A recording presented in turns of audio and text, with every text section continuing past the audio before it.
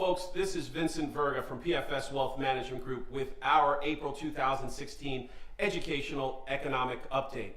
In this video, we're going to talk about some of the economic events that influenced markets in the last month.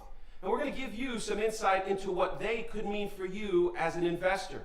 But please stay tuned at the end for our required disclosure statement. Well, after several rocky months for the financial markets, March actually turned out several straight weeks of gains, giving investors hope for the spring. Let's talk about what happened.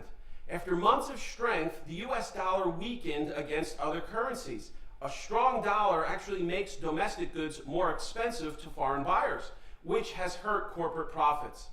A comparatively weaker dollar will help make US products more competitive on the global market, which we hope will be reflected in the international demand for our goods.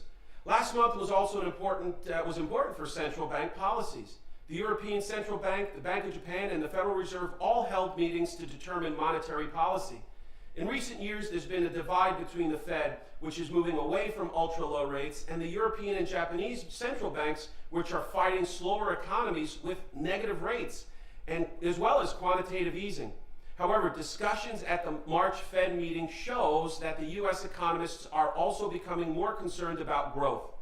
During the March meeting, the Fed actually voted to hold rates steady and indicated that officials are planning for a slower pace of rate hikes this year.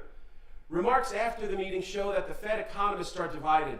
Some officials want to start raising rates soon, while others favor a wait-and-see approach.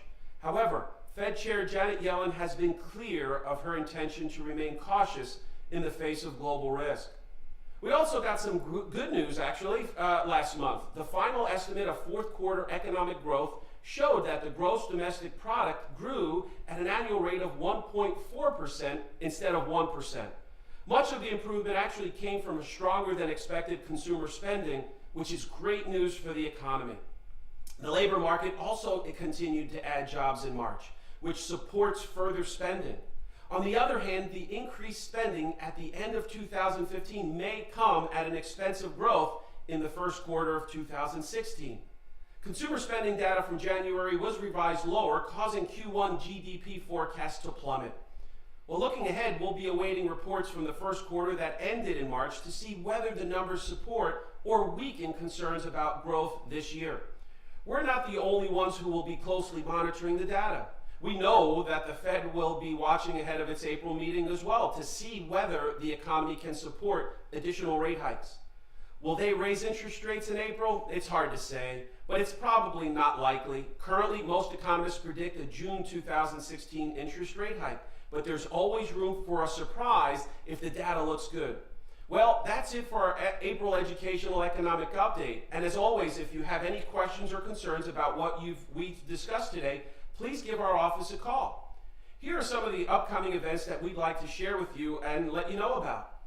On April 26th and 28th, we'll be hosting our seminar series called The Smart Approach to Retirement. It'll be held in Union County. And if you'd like to join us, please give our office a call at 888-331-2821.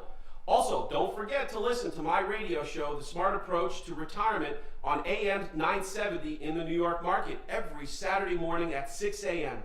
And starting next month, we'll be adding an additional segment to our videos. It's the Investment Spotlight, where we'll highlight some of the unique tools that we utilize here at PFS to complement our simplified endowment model.